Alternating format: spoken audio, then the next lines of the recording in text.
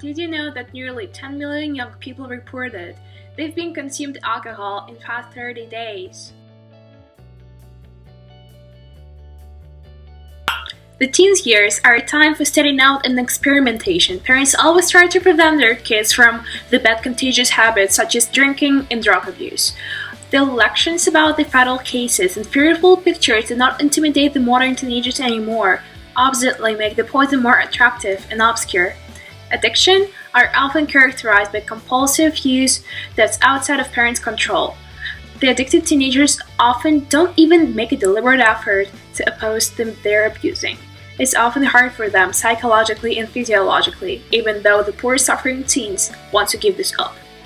Alcohol is the second most used psychoactive drug. It slows thinking and impairs physical activity. It often causes dependence, which is a state of psychological and physiological needs to take more of a drug after continued applying. So, alcohol impairs the parts of the brain responsible for controlling inhibitions and making judgments, which make it an euphoric effect. Giving control back means providing the person with in-depth, ongoing, comprehensive therapy. Teens who get help like this can recover, although they might need to spend the rest of their lives defending with sobriety and ensuring their bad habits do not return. The rehabilitation problem starts with detoxification, which ensures no more drugs in the bloodstream. In general, inpatient facilities are considered a good choice for teens with a long history of addiction and a low level of motivation to succeed in rehab. These are the teens who don't really believe their addictions are a problem, and they're adept at hiding their behaviors from their families. It would be very easy for these teens to start using drugs once more, and it would be very hard for families to provide appropriate help when they are so easily convinced that their addiction is not as serious.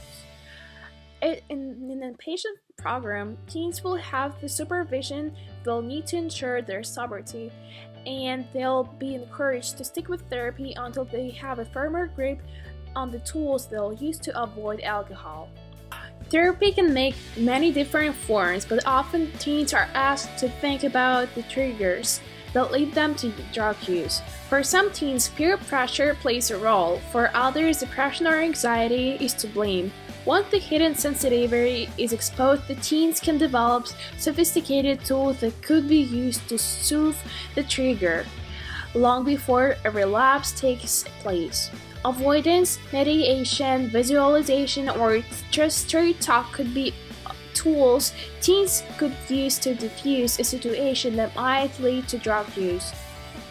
Cognitive therapy techniques like helping the teens recognize what tends to precede and follow their episode of alcohol use are often used to address alcohol abuse in teens. Some treatment programs include drug testing. 12-step programs like Alcohol Anonymous are individualized drug counseling methods. Motivational enhancement therapy encourages the teen to increase their desire to participate in therapy. Teens can be healed or can be not, based on their deliberate effort, family support, facilities, special programs, and alcohol treatments. But if you don't want to participate in these programs or don't want to be a part of this community of alcoholics, please do not drink. Stay safe.